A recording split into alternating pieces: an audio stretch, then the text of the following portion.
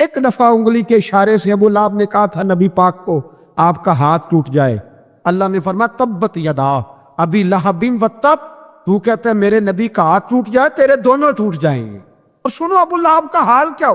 ابو لہب کا معنی ہے ابو لہب شولوں کا باپ، لہب شولوں والا۔ کیا مطلب؟ ابو لہب اتنا حسین و جمیل تھا کہ اس کے جو رخسار تھے شولوں کی طرح چمکا کرتے، اتنا خوبصورت تھا، لال سرخ رنگ تھا، خوبصورت آدمی۔ عرب میں جب غربت تھی تو اس کے گھر میں اس وقت بھی 2 اینٹیں سونے کی تھی، اتنا مالدار آدمی اور سردار تھا سارے مکے کا۔ لیکن نبی پاک کی بے ادبی کی، تمہیں پتہ ہی نہیں کہ رب دنیا میں سب سے زیادہ ناراض ہی اس سے ہے جو اس کے رسول کا بے ادب ہے، سب سے زیادہ ناراض ہی اسی سے۔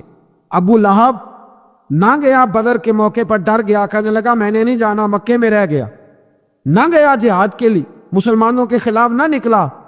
لوگوں نے بڑا اس کو لان تان کیا، لیکن کہنے لگا میرے خرچے پہ 4-5 بندے لے جاؤ، میں نہیں جاؤں گا، پیچھے رہ گیا۔ لوگ کہنے لگے بچ گیا، لیکن اس کے جسم کے اندر ایسی بیماری نکلی کہ ریشے سے بھر گیا سارا وجود، ریشے۔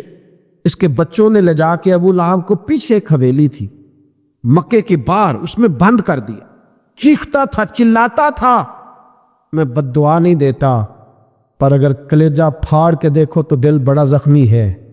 میری حیات کو ٹکڑوں میں بانٹنے والے، جب تیری حیات بھی بکھرے تیری ممات بھی بکھرے، اللہ کرے اسی طرح تو بھی روئے جس طرح آج اس دھرنے میں شہید ہونے والے کی ماں روئی۔ بند کر دیا اس کو لے جا کے وہاں پیچھے، اور جب اس کو بند کر دیا کمرے میں تو چلاتا تھا، چیختا تھا، کوئی مجھے بچاؤ، کوئی پانی پلاؤ۔ دروازہ توڑ کے باہر نکلا تو چوک میں مر گیا ابو لہب۔ اتنی بدبو آتی تھی کہ کوئی قریب نہیں جاتا تھا۔ چوک میں لاش پڑی تھی، یہ ہے میت کسی بے ادب کی، منہ دکھانے کے قابل نہیں، اور ان کے دشمن پہ لعنت خدا کی، رحم پانے کے قابل نہیں ہے۔ چوک میں لاش پڑی ہے، تبت یدا ابی لہب وتب، چوک میں پڑی ہوئی ہے، کوئی قریب نہیں جاتا۔ اس کے بیٹوں سے لوگ جا کے کہنے لگے تمہارا باپ تھا، شرم کرو۔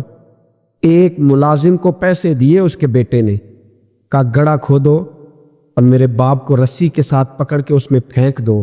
ایک گڑھا کھودا مکے کی گلی میں، اور رسی کے ساتھ پکڑ کر، رسی کے ساتھ باندھ کر اس کی ٹانگ کو گھسیٹ کر اس گڑھے میں ڈال دیا، اوپر سے مٹی ڈال دی، بدبو کا وہ ڈھیر بند کر دیا۔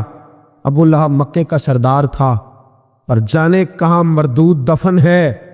لیکن میانی صاحب کے قبرستان میں جاؤ، میانی صاحب کے قبرستان میں وہ علم الدین جسے اپنا نام بھی نہیں لکھنا آتا تھا، ہزاروں لوگ روزانہ اس کی قبر پہ کھڑے ہوتے ہیں اور رسول اللہ کی نعتیں سناتے۔ جا کے دیکھو تو صحیح، منظر کتنا بدل گیا۔ اور جب غازی علم دین شہید کا جنازہ اٹھا تو امیر ملت پیر جماعت علی شاہ صاحب کی چیخ نکل گئی، اور ڈاکٹر اقبال رونے لگے، اور قائد اعظم تڑپنے لگے، منتیں کرتے تھے محمد علی جناح کہ یارو تھوڑے پیچھے تو ہٹو، میرا بھی دل کرتا ہے میں بھی ذرا اسے کندھا دے لوں، ذرا پیچھے تو ہٹو۔ محمد علی جناح جیسے لوگ تڑپتے تھے، اور جب قبر میں اترنے کی باری آئی تو ڈاکٹر اقبال نے ہاتھ باندھے، کہنے لگا او دوستو، اقبال پہ تھوڑا رحم کھاؤ، اسے میرے ہاتھوں پہ رکھو، قبر میں اتار دیتا، اسے میرے ہاتھوں، قوت عشق ہر پست کو کر دے، دور میں اس میں محمد سے اجالا کر دے، اور کی محمد سے فاتون تو ہم تیرے، یہ جہاں چیز ہے کیا لوح و قلم تیرے ہیں۔ اور اقبال کہنے لگے دیکھو میں شعر لکھتا رہا، اور یہ لوہاراں دا منڈا نمبر لے گیا۔ میرے نبی پاک صلی اللہ، ایک شخص حضور کے سامنے بیٹھا ہے تو منہ چڑھا چڑھا کے باتیں کر رہا ہے۔ کچھ لوگ نقلیں اتارتے ہیں، اور بزرگوں کی نقل اتارنا اور بزرگوں کی توہین کرنا یہ رب کو سب سے ناپسندیدہ فعل ہے، توہین کے انداز میں نقل اتارنا۔ تو کہتے منہ چڑھا چڑھا کے باتیں کر رہے تھے، میرے حبیب نے فرمایا نہ ایسے کر، بڑے میٹھے انداز، کیوں اپنے منہ کو بگاڑ رہا، نہ کر۔ کہنے لگا جی ہے ہی ایسا۔ حضرت ابو ہریرہ فرماتے میں قریب بیٹھا تھا، حضور مسکرا رہے، اور نہ کر ایسے۔ کہنے لگا جی یہ میرا ابو ہے ہی ایسا۔ فرماتے میں دیکھ رہا تھا حضور کے چہرے کا رنگ بدلا، آنکھوں میں جلال آیا، اور میں اچھا جا پھر ایسا ہی ہو جائے، جا پھر ایسا ہی ہو جائے۔ کہتے ہیں میں نے دیکھا اس آدمی کا منہ بگڑ گیا، حضرت ابو ہریرہ فرماتے ہیں وہ رویا کرتا تھا مدینے کی گلیوں میں اور کہتا تھا کوئی مجھے معافی لے دو، لیکن گرا جو ان کی نگاہ سے وہ سنبھل نہیں سکتا، گرا جو ان کی نگاہ سے کبھی سنبھل نہیں سکتا۔ کوئی ایسا کام نہ کرے، کوئی ایسا کام نہ کرے، کوئی بھی، جس سے حدیث صحیح میں موجود ہے بنی اسرائیل کے ایک شخص نے اپنی ماں سے بد دعا لی تھی اور عابد زاہد تھا، لیکن ماں کا نافرمان تھا، تو اماں نے کہا جا مرنے سے پہلے تو آزمائش میں مبتلا ہو جائے، رب کی خفیہ تدبیر سے ڈرنا چاہیے۔ تو مرنے سے پہلے ایسی آزمائش میں ڈال گیا کہ ایک بری عورت نے الزام لگا دیا، لگا الزام، لیکن زمانے میں رسوائی چاروں جانب ہو گئی، تو لوگ آ کے کہتے تھے تیرے ساتھ کیا بنا؟ کہتا کچھ بھی نہیں، میری اماں نے میرے لیے بد دعا کی تھی، اس کا رنگ دیکھ رہا ہے، کیوں میں نے ستایا اپنی ماں کو؟ توبہ کر، دعائیں لیا کرے زندگی میں، بد دعاؤں والے کام ہم تو 1 منٹ لگاتے بد دعا لینے میں، 1 منٹ لگاتے، 1 منٹ۔ ایک میں بزرگوں کا پڑھ رہا تھا ایک دفعہ اخبار میں، تو ان کی آنکھیں کالی ہو گئی، اندر سے کالی ہو گئی، وہ بیچارے نابینا ہو گئے۔ کسی نے ان سے کہا کہ ہوا کیا؟ تو کہنے لگے ایک شرارتی لڑکے نے میرے آگے کھڑے ہو کے 2-3 دفعہ ریس دی تو دھواں میرے منہ پہ پڑا، تو آنکھوں کے اندر گھس گیا ہے، بڑے علاج کرائے، لیکن اس کی شرارت تھی نا۔ تو وہ کہتے ہیں میں تو یہی کہتا ہوں کہ اللہ کرے تجھے بھی کبھی یہ معاملہ ہو، تجھے پتہ چلے۔ ہم نہیں، باز ہی نہیں آتے، ہم کسی کو تکلیف دینے کا کوئی موقع ہاتھ سے جانے نہیں دیتے۔ میرے عزیزو یاد رکھو، ڈھونڈا کرو کہاں کہاں کس کس کو ستا بیٹھے، کس کس کی توہین کر بیٹھے، کہاں کہاں ہم نے لوگوں کے بد دعائیں اکٹھی کی۔ بد دعائیں پیچھا کرتی ہیں، اور جس طرح دعا پیچھا کرتی ہے بد دعا بھی پیچھا کرتی، وہ پیچھے پیچھے چلتی ہے، وہ تارتی ہے۔ عتبہ نے میرے رسول پاک صلی اللہ علیہ وسلم کی بے ادبی کی، حضور علیہ السلام کے چہرہ انور پر اس نے معاذ اللہ ثم معاذ اللہ تھوکنے کی ناپاک جسارت کی۔ میرے حبیب نے دعا فرمائی، یا اللہ، اللہم سلط علیہ کل، اللہ اس پر دریدہ مسلط کر دے۔ ابو لہب کا بیٹا تھا، رات کو جب سوتا تھا تو ابو لہب 2-4 بندوں کو معاوضہ دے کے کھڑا کرتا تھا کہ نیزے لے کے کھڑے ہو جاؤ، میرے بیٹے کے قریب کوئی نہ آئے۔ توجہ ہے آپ کی؟ نیزے لے کے کھڑے ہو جاؤ۔ لوگ کہتے تو انہیں نبی بھی نہیں مانتا اور بات ہر ایک مانتا ہے، پیغمبر بھی نہیں مانتا، تو ان کے جملے کہنے لگا میں مانوں نہ مانوں بات الگ ہے، لیکن میرا تجربہ ہے، جو اس کے منہ سے نکل جاتا ہے وہ ہو جاتا ہے، جو ان کی زبان اتھر سے نکل جاتا ہے وہ۔ ایک سفر پہ جا رہے تھے، قیام کرنا تھا، سونا تھا، 4 پہیاں لگی چاروں جانب، تو بیچ میں ابو لہب نے اپنے بیٹے کی 4 پائی لگائی، بیچ میں۔ جاگ رہے ہیں آپ لوگ؟ ارد گرد دوسرے لوگ سے بیچ میں، اور لوگ کہنے لگے تو پاگل ہو گیا ہے، اگر کوئی شیر آئے گا تو باقیوں کو نہیں کاٹے گا، صرف اس کو کاٹے گا۔ کہنے لگا بد دعا تو اس کے لیے ہوئی ہے، دعائے ضرر تو اس کو ملی ہے، اسی پہ مسلط ہوگا۔ شیر آیا رات کے اندھیرے میں، لوگ تھکے ہوئے تھے، ایک بندہ جاگ رہا تھا، وہ کہتا اس نے سب کے منہ سونگے، لیکن کسی کو اس نے تکلیف سونگتے سونگتے عتبہ تک آیا۔ اور لفظوں کا فرق دیکھیے گا، آیا ہے، چیرا ہے، پھاڑا ہے، ٹکڑے کیے، حصے بکھرے کیے، لیکن ایک بوٹی بھی نہیں کھائی، مار دیا، چہرہ بگاڑ دیا، وجود کاٹ لیا، چلا گیا قتل کر کے، کھایا نہیں، ایک لقمہ بھی اس کے وجود، بھائی درندے پھاڑنے آتے کہ کھانے آتے، وہ کھایا نہیں، پھاڑ کے چلا گیا۔ تو لوگ سویرے پوچھنے لگے صحابہ سے کہ ماجرا کیا ہے؟ تو گویا صحابہ زبان حال سے کہہ رہے تھے گستاخ کا گوشت گندا ہوتا ہے، جانور بھی نہیں کھایا کرتے، گندا ہوتا ہے، یہ ہے میت کسی بے ادب کی، منہ دکھانے کے قابل نہیں ہے، ان کے دشمن پہ لعنت خدا کی، وہ رحم پانے کے قابل نہیں ہے۔ میرے رسول پاک صلی اللہ علیہ وسلم کی زبان اطہر سے اگر کبھی کسی شخص کے لیے ایسا جملہ نکل گیا تو پھر اس نے بھی اس کا پیچھا کیا، لیکن میرے حبیب نے دعائیں ہی دیے۔ ام حرام، یہ بخاری کی حدیث ہے، ایک خاتون ہے رضی اللہ تعالیٰ عنہ، وہ کہتی ہیں ایک دن نا میں نے کہا یا رسول اللہ میرا دل کرتا ہے میرے گھر آئیں، تو حضور تشریف لائے تو بڑے تھکے ہوئے، محبوب سفر تھا، تو کہتے تھکے ہوئے تشریف لائے، تو حضور آ کے بیٹھے ہی تو میں نے دیکھا کہ نیند کی طرف توجہ ہے حضور کی، کہتے میں نے تکیہ پیش کیا تو میں قربان جاؤں محبوب میرے گھر میں آرام کرنے لگے، کہتی ہم سارے نظارے دینے لگے، دیکھو ہم کتنے خوش قسمت ہیں کہ ہمارے بسترے بھی نور علی نور ہو گئے، ہمارا گھر بھی چمک گیا، روشنی پھیل گئی، کہتے ہیں حضور سوئے جب اٹھے نا تو مسکرا رہے تھے. حضور اٹھے تو اس زمانے میں کوئی تصور نہیں تھا بیڑی بیرے کا. کشتی جو سمندر میں چلتی ہے اس کا تصور ہی نہیں تھا. ابھی قریب قریب نہیں بنتی تھی وہ کشتیاں, دور دور علاقوں میں بنتی تھی, اور اگر بنتی بھی تھی تو ان میں بیٹھ کے مجاہد نہیں جاتے تھے, مجاہد خشکیوں کے راستے جایا کرتے تھے. بی بی کہتی ہے حضور اٹھے تو مسکرا رہے تھے. تو میں نے کہا حضور آپ کیوں مسکرا رہے ہیں, خیر تو ہے؟ تو نبی پاک نے فرمایا میں نے دیکھا ہے سوتے ہوئے کہ میری کچھ امت کشتیوں پر بیٹھ کے بھی کافروں کے خلاف جہاد کرے گی. دریاؤں میں بھی اقبال نے کہا نا دشت تو دشت ہے, دریا بھی نہ چھوڑے ہم نے, دہر ظلمات میں دوڑا دیے کھوڑے ہم. کشتیوں میں بھی جہاد کرے گی میں نے دیکھا ہے. تو کہتی ہے میں نے فٹافٹ کہا یا رسول اللہ مجھے بھی شامل کر دے ان میں. حضور مجھے بھی ان میں. حضور ذرا جلدی جلدی دیکھا جو ان کو بانٹتے, تو میں نے بھی بڑھ کے پیار سے دستے عطا کے سامنے دستے طلب بڑھا دیا.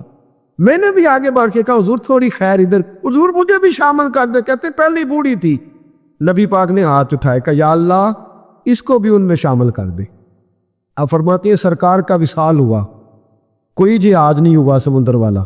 حضرت ابو بکر کے زمانے میں کوئی جہاد نہیں ہوا سمندر والا. مجھے لوگ کہتے تو نے مرنا کب ہے؟ میں نے کہا جب تک کشتی والا جہاد نہیں ہو جاتا. جب تک کشتی والا جو دن کو کہہ دیا دن ہے تو دن نکل آیا, جو شب کو کہہ دیا شب ہے تو رات ہو کے رہی. خدا نے ان کی زبان کو وہ اختیار دیا, جو نکلی منہ سے ان کے وہ بات ہو کے رہی. پر میں جب تک کشتی والا جہاد نہیں ہوتا میں نے مرنا. تو پھر بابے کو کہنے دو نا عرش فرشتے بانگا ملیاں مکے پہ گئی شور, اور بلے شاہ ایسا نہیں مرنا. گل نہیں بکی بلے شاہ ایسا نہیں مرنا ہے, مر گیا ہی کوئی اور تبارت شاہ کدوں مر دے جنہ کیتیاں نیک کمائیاں نے. بات ہی ختم کر دی, او کدوں مر دے جنہ کیتیاں نیک کمائیاں نے. حضرت سلطان باہو رحمت اللہ علیہ فرماتے کامل پیر انہاں دے باہو قبر جنہ دی جیوے. فرمایا میں نہیں برتی. حضرت اسرائیل نہیں آتے وہ چھو کے گزرے, کہتی بہنیں بھی چلی گئی, بھائی بھی چلے گئے, خامد بھی چلا گیا, بچے بھی کہیں گئے, اور میں اسی حالت میں. حضرت ابو بکر صدیق کا وصال ہوا, حضرت عمر کا وصال ہوا, حضرت عثمان کا گن رہے ہیں آپ لوگ. حضرت ابو بکر کے 2.25 سال, حضرت سیدنا عمر فاروق کے کم و بیش 10 سال, حضرت عثمان غنی کے تقریباً 11 سال. کتنا عرصہ ہو گیا؟ کہتی ہیں کوئی. پھر حضرت علی کے 4.5 سال. بی بی کہتی ہے میں تر و تازہ تندرست کی تندرست لوگ پہتے ہو, بی بی تیرے ساتھ والے سارے چلے گئے, تو کب جائے گی؟ تو میں کہتی ساڈے نبی دی زبان, ساڈے واسطے قرآن, میں کیسے جاؤں, ابھی جہاد ہی نہیں ہوا. کہتے ہیں خلفائے راشدین نے پردہ کیا, حضرت امیر معاویہ کا دور آیا, اور حضرت امیر معاویہ نے قسطنطنیہ کے لیے جب مجاہد بھیجے تو سمندر کا رستہ تھا. کہتی ہیں جب سواریاں جانے لگی تو کہنے لگے کچھ بیویوں کی بھی ضرورت ہے کھانا پکانے کے لیے. کہتی ہے میں ہاتھ بھی کھڑا کرتی رہی, درود بھی پڑھتی رہی, اور محمد کی صداقت پر شکر بھی ادا کرتی رہی. کہتے ہیں میں نے ہاتھ کھڑا کیا تو مجھے کچھ لوگ کہنے لگے بی بی تو سلیکٹ ہو جائے گی, تو بوڑھی ہے. تو کہتی میں نے کہا سلیکٹ ہو کیا جاؤں گی, مجھے جانے والے سلیکٹ کر کے گئے ہیں, مجھے سلیکٹ کیا گیا ہے. جنہوں نے ظاہری پردہ کیا ہے نا سلیکٹ, مجھے حضور نے دعا کر دی تھی تو نبی پاک کی دعا. فرماتی ہیں میں کشتی میں بھی بیٹھی, جہاد بھی کیا, اور جس دن وہ جہاد ختم ہوا حضرت ام حرام کا وصال ہو گیا. تو لوگوں سے پوچھتے بی بی چلی گئی, کہنے لگے ہاں مصطفیٰ کا کیا ہوا وعدہ جو پورا ہو گیا ہے, میرے محبوب نے جس کو دعا دے دی, میرے رسول کریم نے جس کے لیے دعا کر دی. دوسرا درجہ والد کا. اگرچہ رسول پاک علیہ السلام کے والد گرامی آپ کی ولادت سے قبل تشریف لے گئے تھے, لیکن میرے حبیب پاک علیہ السلام نے جناب ابو طالب کے ساتھ جو رویہ رکھا, اور پھر حضرت عباس کے ساتھ جو رویہ رکھا, پتہ کیا حال تھا؟ جب رسول پاک علیہ السلام فرماتے ہیں غربت تھی تو مجھے جناب ابو طالب نے پالا. ان کی زوجہ حضرت فاطمہ بنت اسد رضی اللہ تعالیٰ عنہ جو جناب علی المرتضیٰ کی والدہ ہیں, فرماتے ہیں کہ انہوں نے میری بڑی خدمت کی, مجھے گھر میں رکھا, پیار سے رکھا. میرے والد اور والدہ کے وصال کے بعد, چچا کے جانے, دادا کے جانے کے بعد چچا اور چچی نے پالا, اور اس گھر کو ایک مکمل ماحول فراہم کیا. پھر ایک وقت آیا کہ جناب ابو طالب پہ غربت آئی. نبی کریم صلی اللہ علیہ وسلم بکریاں چرانے جاتے تھے اور وہاں سے جو اجرت لے کے آتے تھے سیدھی لا کے چچا کی ہتھیلی پہ رکھتے تھے. چچا کی ہتھیلی پہ رکھتے اور فرماتے تھے کہ چچا آپ اپنے مصارف کے لیے اس کو خرچ کر سکتے ہیں یہ عالم. اور پھر چچا نے بھی تو کمال کر دی نا، پھر اس چچا نے بھی تو کمال کر دی نا. سارے لوگ کٹھے ہو کے آ گئے نا حضرت ابو طالب کے پاس اور آ کے کہا کہ جناب اپنے بھتیجے کو منع کیجئے ورنہ ساری برادری آپ کی مخالفت کرے گی. حد ہو گئی، اب حد ہو گئی. اب ساری ان سے کہیے کہ انہیں دولت چاہیے یا عرب کی کوئی خوبصورت عورت چاہیے یا معاذ اللہ کوئی اور چیز کا مطالبہ کرتے ہیں تو ہم دینے کو تیار ہیں. لیکن ان کو کہتے ہیں کہ یا تو تبلیغ چھوڑ دے یا ان کا یہ بھی کہنا ہے کہ جو آپ کا مطالبہ ہے آپ بتلائیں. حبیب پاک علیہ السلام نے فرمایا کہ اگر وہ میرے سیدھے ہاتھ پہ چاند رکھیں دوسرے پہ سورج رکھیں پھر بھی میں اللہ کی توحید کا اعلان کرتا ہی رہوں گا، میں تو اس دعوے سے باز نہیں آؤں گا. جناب ابو طالب نے کہا بھتیجے پھر میں بھی بوڑھا ہو گیا ہوں. توجہ ہے آپ کی؟ میری بات سمجھ میں آ رہی ہے؟ جس آدمی کا بڑا سہارا ہو نا، بڑا، وہ جب کہتا ہے نا نہیں، بندہ کی نا کچھ امیدیں وابستہ ہوتی ہیں کچھ لوگوں کے ساتھ. وہ ایک دو چار لوگوں کو کام کہتے ہیں پھر انہیں پتہ ہوتا ہے کہ فلاں آدمی سے میری امید وابستہ ہے، وہ کبھی نہیں جائے گا. ابو طالب نے کہا نا کہ میں پھر بوڑھا ہو گیا ہوں تو اللہ کے حبیب اٹھ گئے. حضور سید عالم صلی اللہ علیہ وسلم کی مقدس آنکھوں میں آنسو ہے. گویا حضور فرما رہے ہیں کہ چچا باپ کا الفت بھائی کی نہیں کرتا جائیداد کے تنازع میں جتنی بھتیجے اٹھ کے کرتے. جناب ابو طالب نے دیکھا کہ رسول پاک نے رخ پھیرا، آنکھوں میں آنسو ہے. چچا تیری مرضی کہ لفظ کہے تو حضور کی آنکھیں بھر آئی. جناب ابو طالب بوڑھے آدمی تھے، اٹھے پیچھے دوڑے، حضور کو کندھے سے پکڑا، کھیل کے رخ اپنی طرف کیا، سینے سے لگایا اور کہا بھتیجے جا جو تیرے دل میں آتا ہے کر، خوشی ہو یا غم ہو، کوئی ساتھ دے نہ دے تیرا چاچا ہمیشہ تیرا ساتھ دیتا رہے گا. چاہ تجھے اجازت ہے جو تیرے دل میں ہے. میرے دوستو بحیثیت ایک سربراہ خاندان کا اب ان رشتوں کا تقد. اور پھر جب جناب ابو طالب کا وصال ہوا اور جناب خطیۃ الکبریٰ بھی اسی سال میں گئی تو عام الحزن کہا یہ غم کا سال ہے، یہ غم کا سال. رشتوں کا تقدس جو نبی پاک علیہ السلام کے آنے پہ قائم ہوا، قبل اس کے انسانیت اس سے آشنا نہ تھی. رشتوں کو جو محبت اور خلوص کا رنگ میرے مصطفیٰ نے عطا فرمایا، دنیا کے کسی قانون میں اس کا تصور بھی نہیں کیا جا سکتا.